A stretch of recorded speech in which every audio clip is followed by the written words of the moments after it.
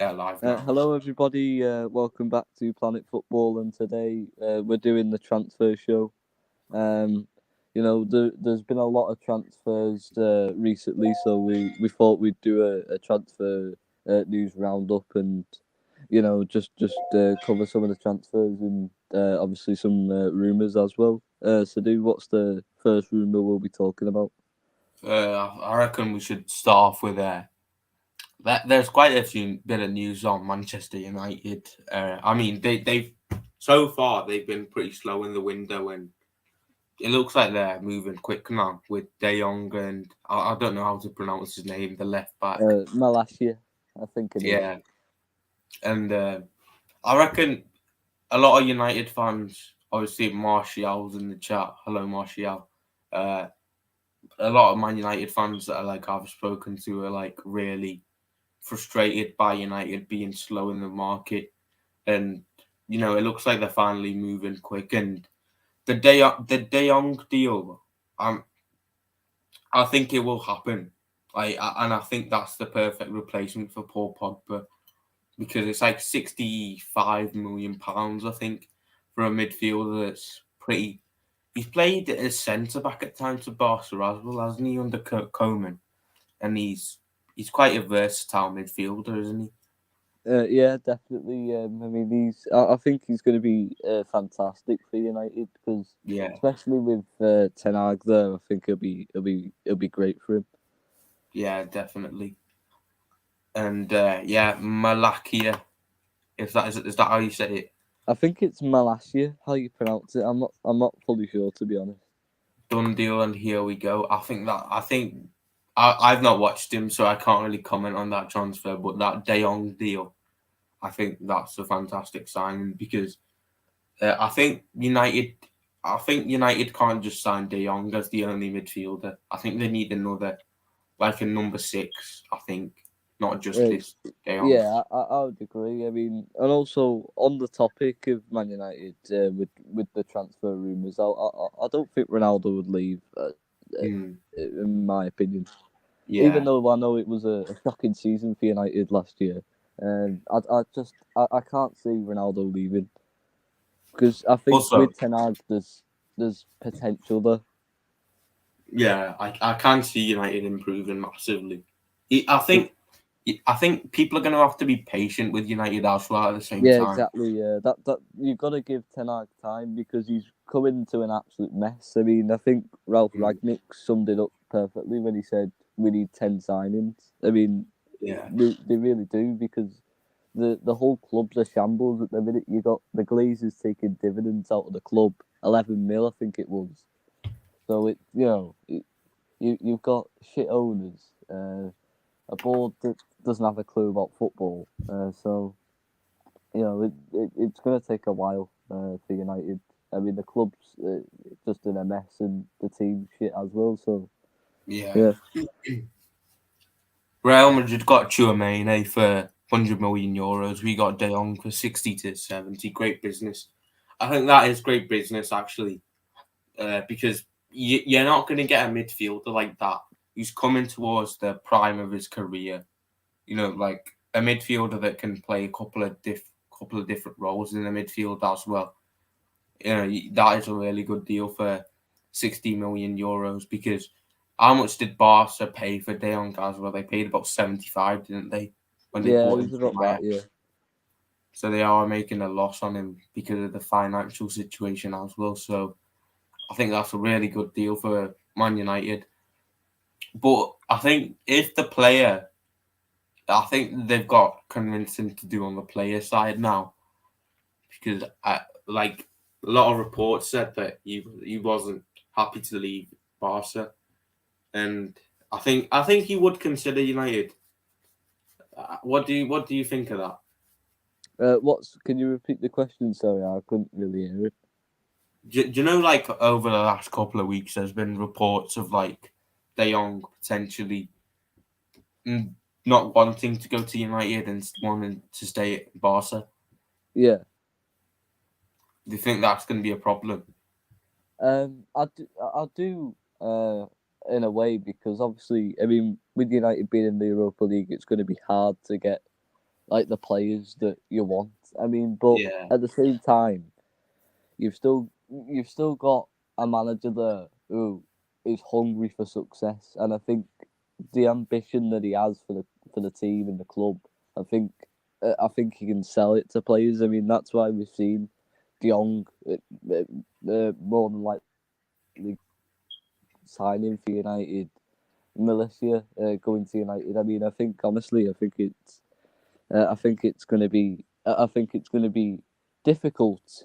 But I think with Ten Hag, you know, you can also get signings done because of the ambition and where I think the club could go with him. mm, yeah, true. And moving on now from United. Uh, Obviously Mane's left Liverpool, and now there's reports saying because Salah doesn't want to renew his contract with Liverpool, there Liverpool might come to the 1st of August and they'll be like, "We're either gonna, you're either gonna sign a new deal or you're gonna leave for £60 million."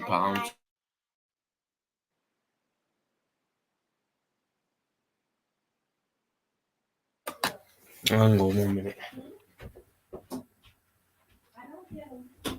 And like I was saying, apparently Salah might look to leave, and Liverpool would be willing to sell him for £60 million. And do you think Liverpool can survive in the title race if they do lose both Mane and Salah?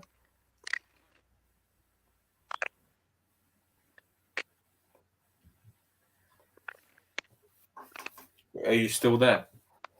I mean, for me, I would have sold Salah and kept Mane Yeah, true. personally. I think Yeah, it would have made sense to keep Mane. I Like, think uh,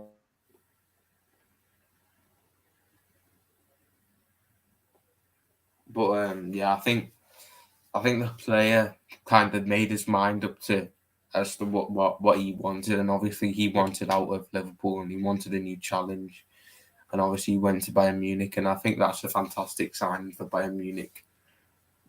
So yeah, and moving on, uh, obviously moving on to Chelsea. Obviously you got Lukaku leaving, and then you got potential incomings, which is it looks like Raheem Sterling is going to be a Chelsea player next season. And do you think it's better for Sterling to move to a club like Chelsea where he's going to play consistent football and he's going to be like the main man? I think it's better for Sterling, yeah, because obviously, like you say, he's going to be playing a lot more football at Chelsea than he would be at City. So I think it's good for Sterling. You know, he'll still Yeah, be in the Champions League. He'll still be competing for trophies. So I think it'll be a good move for Sterling. yeah. I think that makes a lot more sense. And hello, Harry Maguire. And I think Lukaku leaving, it does baffle me how they've let him go for a loan for £7 million for the year. How are you going to replace that goal for a year? I know Lukaku was terrible last season, but you got to think you've got to replace his goals, and Sterling is going to bring them goals.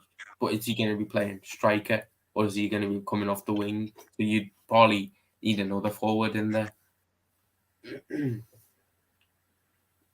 Yeah, that's definitely a good point, to be fair, because like you say, I mean, Lukaku didn't have a fantastic season last year at all, but, you know, um, it'd be interesting to see what Chelsea do, really. I mean, potentially Yeah, they do what City did last year, where they play where it's like, do you know where it's like two wingers who are like, and then you have like a centre forward, and it's like, it was like De Bruyne was in that role, yeah, kind of. Like, maybe they could play like a Kai Havertz there and potentially, put yeah. and play Sterling and Werner on the wing. I think Werner would be a good winger with his pace. Yeah. Obviously, you've obviously got like players like Mason Mount who could play in the number 10 as well. So if you do bring in Sterling and another striker, then Chelsea are probably looking a bit more dangerous going into this season. A little bit more competitive to teams like Liverpool and City. And moving on now, it's a bit of news about Everton. Obviously, Tottenham interested in both Anthony Gordon and Richarlison.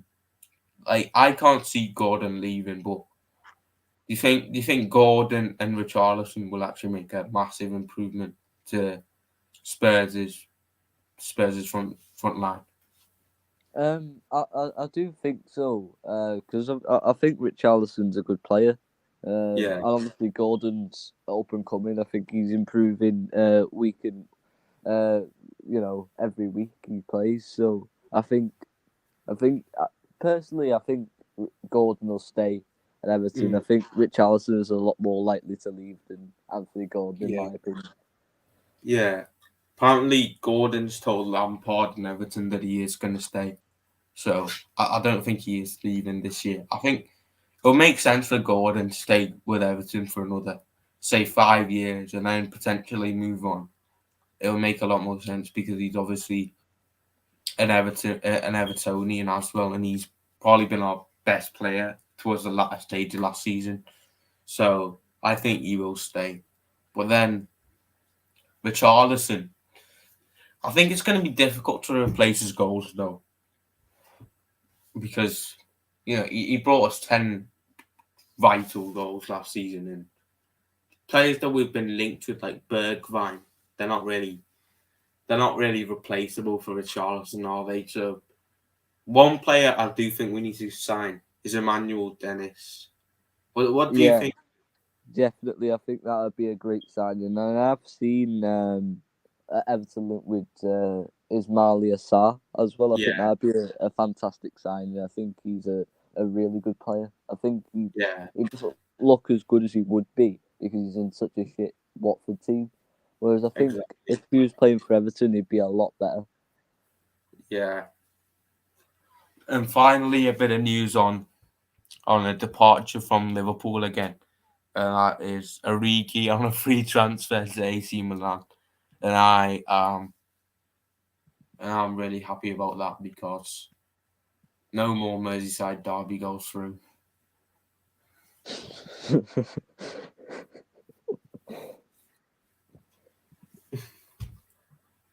But is there any other transfer news that you'd like to discuss? Yeah, obviously, we've missed out players like Ireland obviously signing for City. I think that's massive for Mm. City, of course. You've Yeah, got Pogba very close to joining Juventus, which is that's mental though, isn't it? He's signed for Juventus twice on a free. yeah, But I think he should be decent for Juventus. I mean, it, yeah. he can't be worse than he was for United anyway. So I think if he gets like obviously their fans there, I don't think there'll be as much pressure on him there in the Juventus. So I think that he will wasn't he help wasn't a lot. good for United though. For the price he paid, to win, what 3 trophies if we're losing the Community Shield. Yeah, definitely. It's good enough for 89 mil. I mean, he was brought in to be the main man to lead United to load of the trophy and take United back to the top. And he's done it. So for me, he played good against the bad team, and then he disappeared. Yeah, he's definitely not been worth 100 mil, has he? But another bit of news is obviously Arsenal. they signed Gabriel Jesus and from Manchester City for around £45 million. Uh,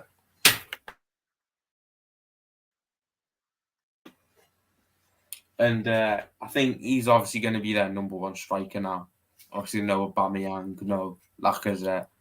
It's going to be him and Nketiah as the strikers, and I think it is a good move from Jesus' point of view because he's going to be a starter, isn't he? So, it's his chance to be like the main man, where he wouldn't get that at Manchester City. So, yeah, I think it's a good move for him. And then, obviously, with Manchester City agreed a deal for Leeds midfielder Calvin Phillips the other day as well.